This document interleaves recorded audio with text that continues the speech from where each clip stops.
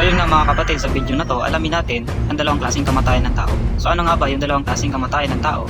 At ano yung sinasabi ng Bible patungkol dito? At bago ang ikalawang kamatayan ng tao, alamin muna natin ang unang kamatayan ng tao. Sa ang unang kamatayan ng tao ay ang kamatayang pisikal, na kapag ikaw ay namatay na, ang katawang lupa mo ay babalik sa alabok.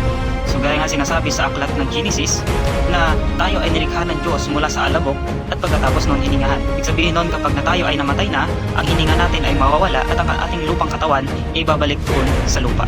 At ano nga ba yung sinasabi ng Bible patungkol doon sa ikalawang kamatayan? So ito yung sinasabi ng Bible.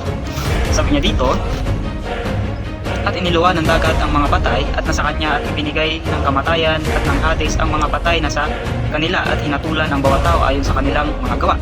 At ang kamatayan at ang Hades ay itinapon sa lawa ng apoy. Ito ang ikalawang kamatayan, ang lawa ng apoy. So sinasabi ng Bible na may ikalawang kamatayan. At doon sa sinasabi ng Bible sa Revelation 20 versikulo 15. So sabi niya doon, ang sino mang hindi nakasulat sa aklat ng buhay ay itatapon sa lawang apoy. So paano natin masisecure ang ating kaligtasan? Doon pa lang sa aklat ni Juan 3:16, sabi niya gano'n, gayon na lamang ang pag-ibig ng Diyos sa katauhan, kaya binigyan niya ang kanyang kaisa-isang anak upang sinusumpalataya sa kanya ay hindi mapahamak kundi magkaroon ng buhay na walang hanggan. So isa pa, sa Juan 1:12, sabi niya gano'n, at sapagkat ang lahat ng tumanggap at sumampalataya sa kanya, ibinigyan niya ang karapatan na maging mga anak ng Diyos. So mga kapatid, sa oras na to, gusto kong malaman mo and gusto kong masecure yung kaligtasan mo, kapatid, dahil ang buhay natin ay mahalaga sa ating Panginoon.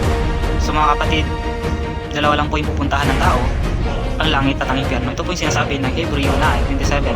Pagkatapos, minsan lamang mamatay ang tao at pagkatapos nun ay paghukom.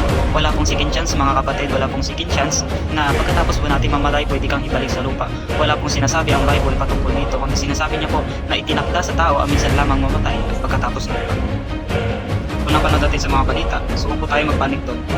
Ang pagandaan po natin ay yung pagbabalik ng ating Panginoong Hesus at makasama tayo sa kanyang pagbabalik. God bless kapatid.